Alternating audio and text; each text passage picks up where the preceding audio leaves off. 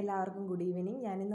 എനിക്ക് ഇത്ര നാളായിട്ട് അറിയത്തില്ലായിരുന്നു ഈ അപ്പൂപ്പന്താടി എന്ന് പറയുന്നത് ഒരു മുല്ലവള്ളി പോലുള്ളൊരു വള്ളിക്കകത്ത് പിടിക്കുന്നതാണെന്ന്. ഞാൻ എൻ്റെ മനസ്സിൻ്റെ വിചാരം ഇതുവരെ പഞ്ഞിമരം ഇല്ലയോ, പഞ്ഞിമരമാണെന്നായിരുന്നു ഇതുവരെ എൻ്റെ കണക്കുകൂട്ടൽ. ആ കണക്കുകൂട്ടലുകളെല്ലാം തെറ്റി.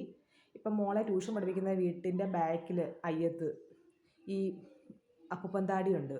ഞാനിങ്ങനെ കൊച്ചുങ്ങളെടുത്ത് ചോദിച്ചാൽ, ആഹാ അപ്പൂപ്പന്താടി ഉണ്ടിട്ട് നിങ്ങളുടെ വീട്ടിലൊന്ന് കാണിക്കേ പഞ്ഞിമരം. അപ്പം പറഞ്ഞാൽ പഞ്ഞിമരം അല്ലേ ചേച്ചി, ഇത് നമ്മുടെ കുന്നിക്കുരുവൊക്കെ പടന്നു പോകത്തില്ലേ, അത് കൂട്ടുള്ള ഒരെണ്ണമാണ് ഇതെന്ന് വെച്ചാൽ കറക്റ്റ് മുല്ലവള്ളി പോലെ പടന്നങ്ങ് ഒരു പ്ലാവിൻ്റെ മുകളിലാണ്. പക്ഷേ ഫോട്ടോ എടുക്കാൻ പറ്റത്തില്ല. പറ്റുമായിരുന്നെങ്കിൽ ഞാൻ തീർച്ചയായിട്ടും ഫോട്ടോ എടുത്ത് എല്ലാവരെയും കാണിച്ചിങ്ങനെ. നിങ്ങൾക്ക് എത്ര പേർക്ക് ഇതറിയാമെന്ന് എനിക്കറിയത്തില്ല, പക്ഷേ എനിക്കറിയത്തില്ലായിരുന്നു.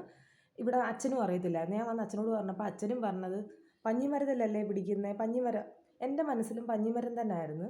പക്ഷെ പുത്തനൊരറിവാണ് എനിക്ക്. ഇതാണ്ടേ, ഇതാണ് അതിൻ്റെ തോട്. 2 തോടുണ്ട്. ഈ ഒറ്റ തോടേ കിട്ടിയുള്ളൂ കേട്ടോ. 2 തോട്. ഈ തോടിൻ്റെ അകത്തെല്ലാം ഈ അപ്പൂപ്പന്താടി ഇങ്ങനെ ഫില്ല് ചെയ്യും. ഇത്രയും പറക്കാൻ പറ്റുള്ളൂ. ഉപ്പന്താടി ഇങ്ങനെയുള്ള ഒരു മുല്ലവള്ളി പോലുള്ളതിനകത്ത് പടന്ന് പിടിക്കുന്നതാണെന്ന് അറിയാവുന്നവരുണ്ടെങ്കിൽ കമൻറ്റ് ചെയ്യണേ.